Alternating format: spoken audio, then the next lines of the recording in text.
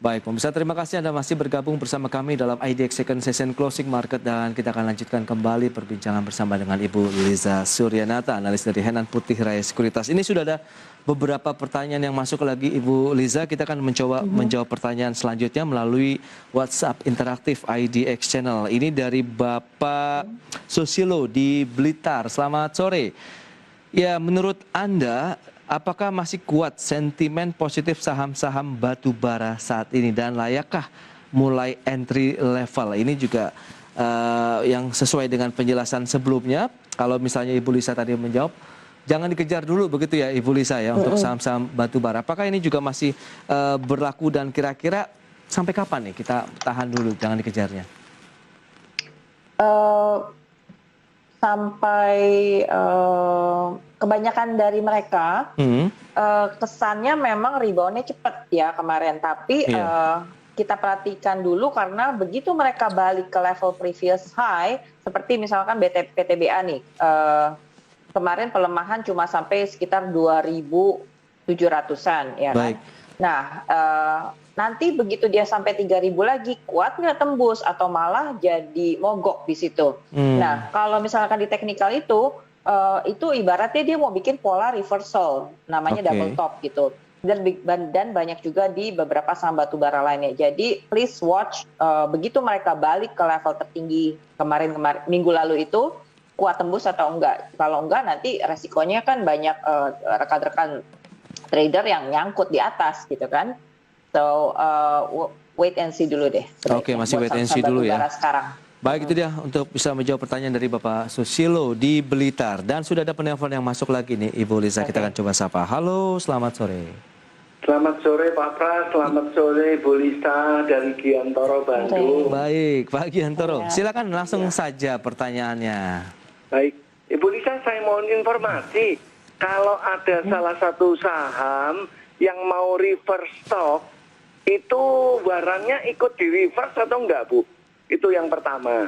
Yang kedua, untuk saham Aisyah, saya punya di 208, support resisten untuk sampai akhir minggu ini, Bu. Itu aja. Terima kasih, selamat sore, salam sehat. Ya, terima kasih Pak Giantoro di Bandung. Langsung saja, ini warrennya ikut reversal atau enggak nih kalau ada saham-saham yang mau ada tanda-tanda reversalnya, Ibu Lisa? Sorry Pras, I'm not sure about that. Jadi mendingan daripada itu no comment dulu ya. Oke, netral dulu ya penjelasan terkait dengan warren ya, Pak Giantoro. Ya. Baik, kita ke Aisyah. Lantas bagaimana kalau sudah punya posisi di 208? Posisi 208, oke, hold dulu Pak.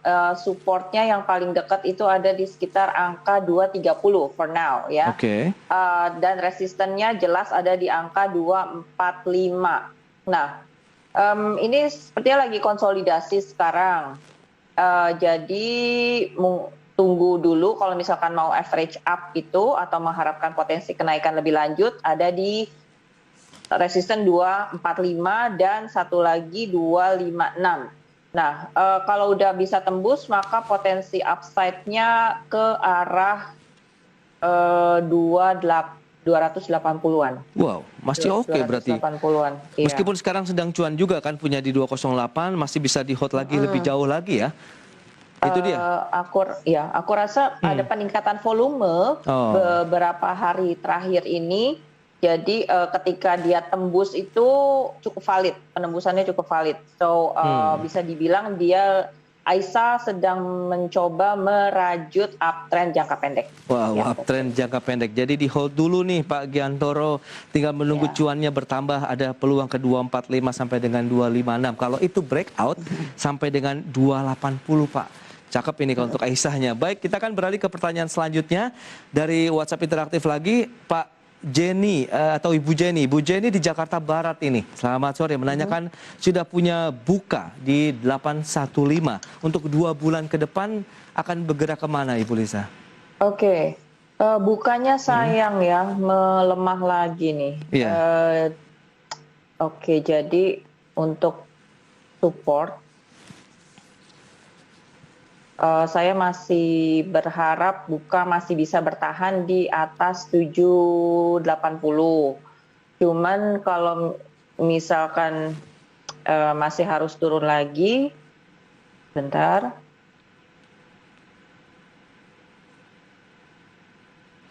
Cukup jauh ya dari level-level awalnya untuk buka. Apakah pelemahan ini akan terus berlanjut, Ibu? Ya, sebenarnya kemarin September tuh dia udah mulai recover ke 900. Cuma sayang dia kembali jebol support yang di 860 ya. Oke, saya ulang, mudah-mudahan buka berhasil bertahan, tidak jatuh lebih dalam dari 780, karena kalau enggak nanti dia masih terus ke 700. Waduh, 700 ya peluangnya ya. Oke, tapi dilihat dulu seberapa kuat 780 menjadi tahanan support dari buka ya. Jadi kalau 2 bulan ke depan arahnya lebih menuju support tadi atau lebih ke arah turun sih. Ya, sorry to say, lebih ke arah turun. Ini trennya sideways, cenderung melemah. Selama buka belum bisa lewat 850, masih agak sulit balik ke 900 lagi.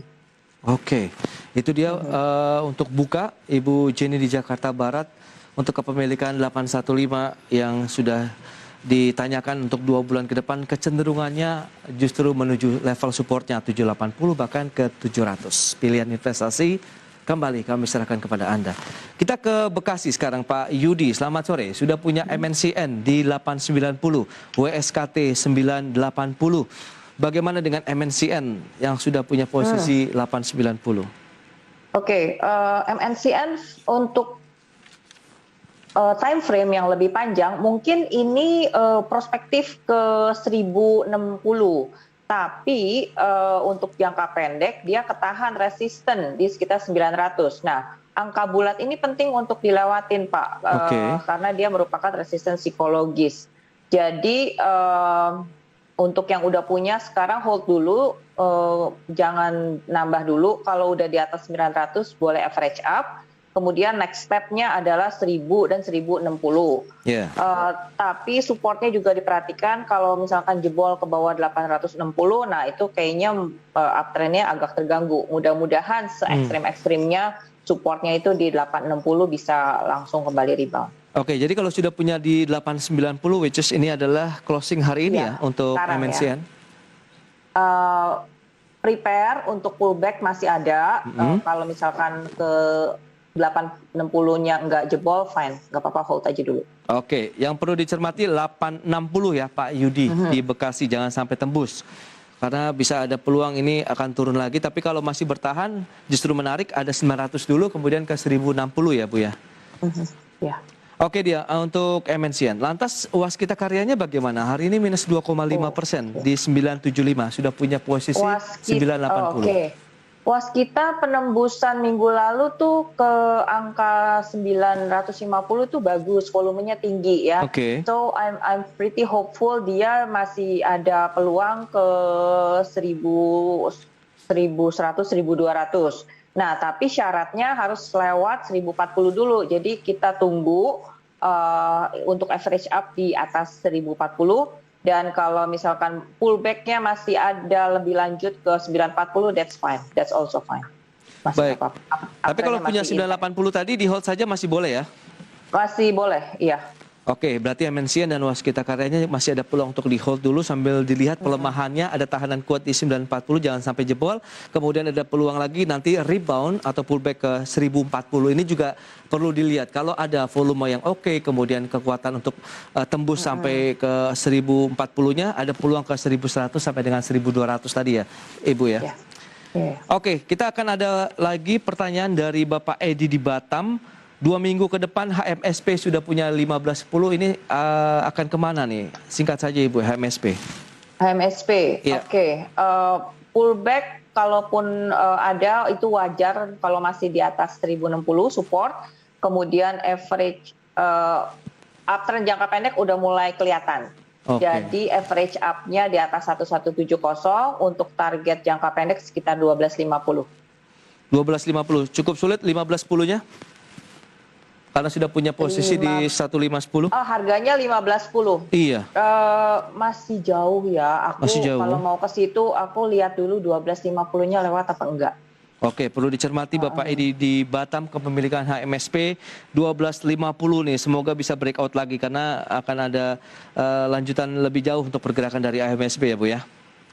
Baik, itu dia pilihan investasi. Kami kembalikan juga kepada pemirsa IDX. Jangan beranjak dari tempat Anda pemirsa. Kami akan segera kembali sesaat lagi.